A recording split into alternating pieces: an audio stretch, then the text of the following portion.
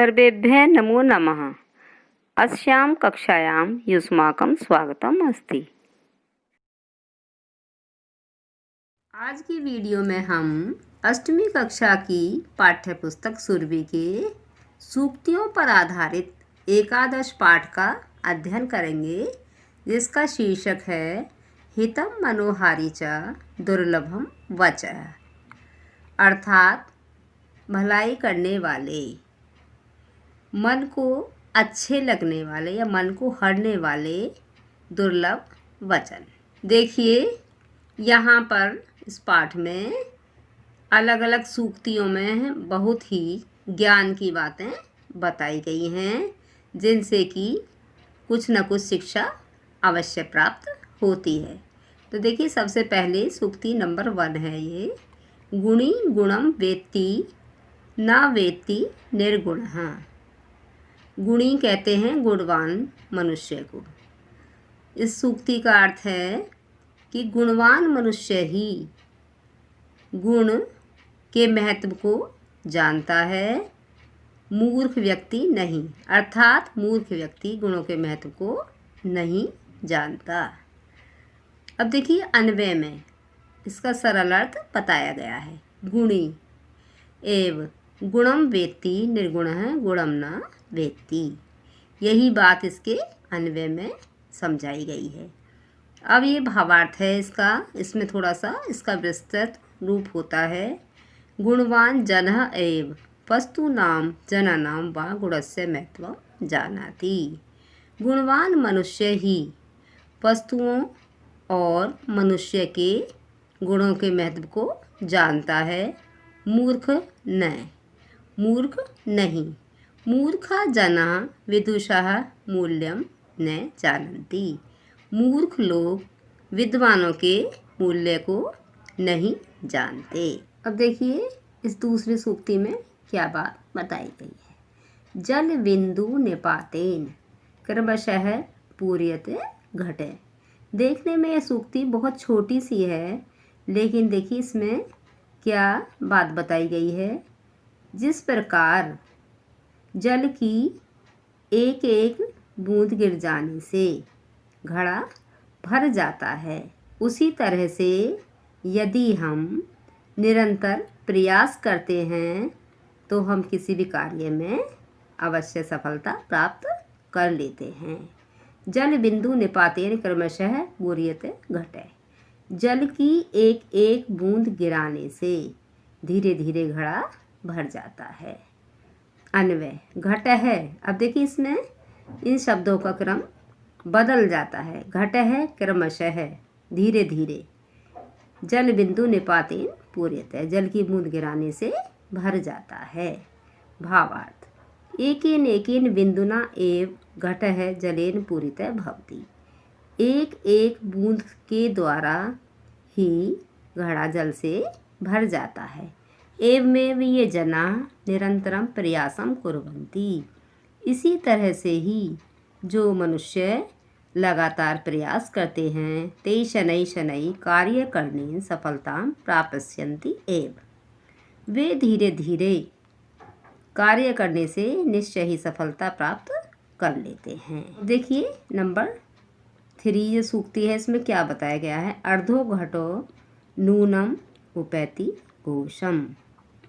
ये लोकोक्ति भी होती हैं, जैसे अधजल गगरी छलकत जाए, वैसे ही इसमें बात बताई गई है। अर्धो घटो, आधा जल से भरा हुआ घड़ा निश्चय ही अधिक शोर करता है। घोषम माने शोर या नाद। अन्वय अर्ध घटः नूनम घोषम उपैति। आधा भरा हुआ घड़ा निश्चय ही अधिक शोर करता है। अब देखिए, भावार्थ में ये विस्तार से समझाया गया है। अर्धः पूरितः घटः एव अधिकम शब्दम करोति। आधा जल से भरा हुआ घड़ा ही अधिक शब्द करता है। एवमेव यह विद्वान न अस्ति। इसी तरह से ही जो विद्वान नहीं है, स एव ज्ञानस्य प्रदर्शनम करोति, वह ही ज्ञान का प्रदर्शन करता है। मूर्खा एव बहु वदन्ति। न तु विद्वांसः। मूर्ख मनुष्य ही बहुत अधिक बोलते हैं, विद्वान नहीं, अर्थात अधिक बोलने को विद्वान होने की पहचान नहीं माना जाता। अब देखिए नंबर 4 सूक्ति में गतः कालो न पुनरुपैति।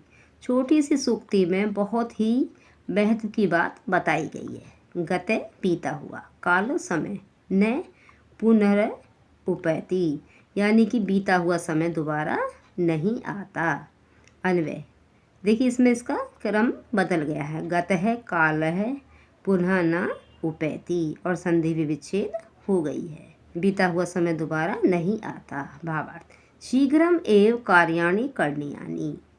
देखिए ये चीज़ इसमें विस्तार से समझाई गई है कि हमें जल्दी ही कार्य कर लेने चाहिए, समय नष्ट न करनीय। हमें समय को नष्ट नहीं करना चाहिए। यत क्षणेन क्षणेन यह समय व्यतीत भवति स पुनः न आगच्छति। कि धीरे धीरे या पल पल जो समय व्यतीत होता जाता है वह दोबारा नहीं आता। अतः समयस्य महत्वम ज्ञातव्यम। इसलिए हमें समय के महत्व को भी जान लेना चाहिए। ये शब्दों के अर्थ दिए गए हैं। वेत्ति जानाति, जानता है या जानती है। उपैति करोति, करता है या करती है। ये दोनों के लिए ही आते हैं। देखिए सूक्ति नंबर 5 में क्या बात बताई गई है। चक्रवत परिवर्तन्ते दुखानि च सुखानि च। चक्र कहते हैं पहिए को। देखिए सुख और दुख किसकी तरह आते रहते हैं, पहिए की तरह से ही आते और जाते रहते हैं। अर्थात किसी भी मनुष्य के जीवन में हमेशा ना तो दुख रहते हैं और ना ही सुख रहते हैं। अन्वय दुखानि च सुखानि च चक्रवतः परिवर्तन्ते। दुख और सुख पहिए की तरह से आते और जाते रहते हैं। अब देखिए भावार्थ में ये चीज़ विस्तार से समझाई गई है। मनुष्यस्य जीवनम सदैव दुखमयम न भवति। मनुष्य का जीवन सदैव दुख में अर्थात दुख से भरा हुआ नहीं होता। एवमेव सदैव सुखमयम न भवति। इसी तरह से ही सदैव हमेशा सुखकारी नहीं होता या सुख से भरा हुआ नहीं होता। मनुष्यस्य जीवने सुखस्य दुखस्य च स्थिति चक्रम एव भवति। मनुष्य के जीवन में सुख और दुख की स्थिति पहिए की तरह से ही होती है। सुखानि च दुखानि च क्रमानुसारेण आगच्छन्ति गच्छन्ति वा। सुख और दुख क्रमानुसार आते और जाते रहते हैं। अब देखिए नंबर 6 सूक्ति में अंगीकृतम सुकृतनो न परित्यजन्ति। इस सूक्ति में सज्जन लोगों की विशेषता बताई गई है। अंगीकृत मीन्स स्वीकार करके, सुकृतनो सज्जना न परित्यजन अर्थात सज्जन मनुष्य किसी भी कार्य को स्वीकार करके या शुरू करके उसे बीच में नहीं छोड़ते या त्यागते। अन्वय सुकृतिन है अंगीकृतम न परित्यजन्ति। यहाँ भी यही बात समझाई गई है, बस शब्दों का क्रम बदल गया है। अब देखिए भावार्थ में इसी को विस्तार से समझाया गया। सज्जना कार्यम स्वीकृत्य संपूर्णम कुर्वन्ति। सज्जन मनुष्य कार्य को शुरू करके उसे पूरा करते हैं। कार्यम कठिनम अस्ति इति चिंतित्वा कदापि त्यजन्ति न। कार्य कठिन है ऐसा सोचकर वे उसे कभी भी बीच में नहीं छोड़ते। अब देखिए सूक्ति नंबर 7 में कर्णवंतो विश्वम आर्यम। ये हमारे वेदों से ली गई है सूक्ति। इसमें है कि हम कर्णवंतो अर्थात करेंगे या बनाएंगे, विश्वम संसार को, आर्यम अर्थात श्रेष्ठ, अर्थात हम संपूर्ण विश्व को श्रेष्ठ बनाएंगे। अन्वय वयम विश्वम आर्यम कर्णवंत है। यहाँ भी यही बात बताई गई कि हम सब संसार को आर्य अर्थात श्रेष्ठ बनाएंगे। भावार्थ वयम सर्वे मिलित्वा संपूर्णम विश्वम आर्यम करवाम। हम सभी मिलकर पूरे संसार को आर्य बनाएं। अस्य अयम आशय अस्ति, इसका यह ही अर्थ है।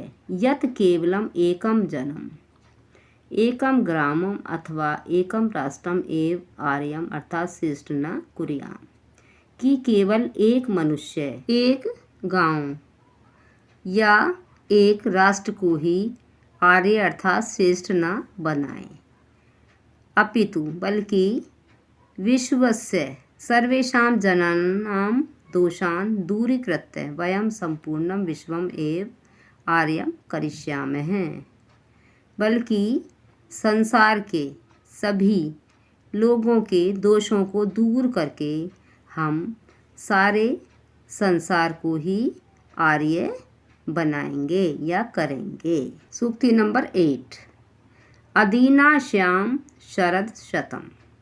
ये सूक्ति हमारे वेदों से ली गई है और इसमें प्रभु से प्रार्थना की गई है कि हे प्रभु हम दीन ना हूँ कभी भी। अदीना का अर्थ होता है समर्थ या सक्षम।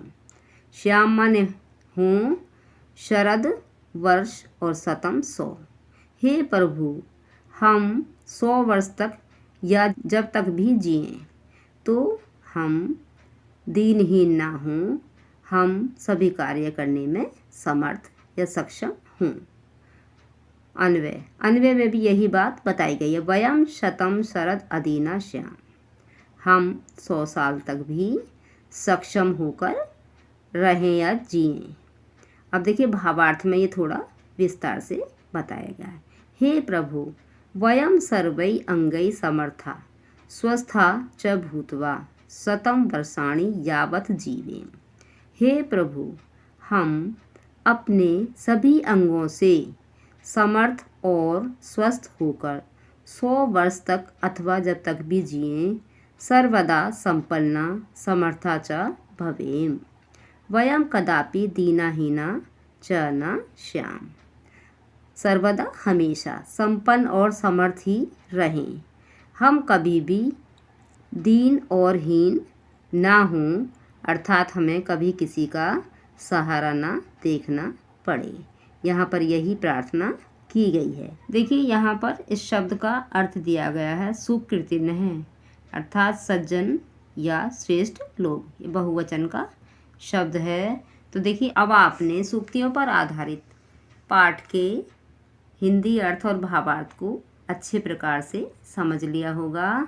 इसे आप पुनः दोहराइए, क्योंकि भावार्थ पर आधारित प्रश्न आपकी परीक्षा में भी आते हैं, तो आप इन्हें अच्छी तरह से याद कीजिए। अगली वीडियो में पुनः मिलेंगे। धन्यवाद।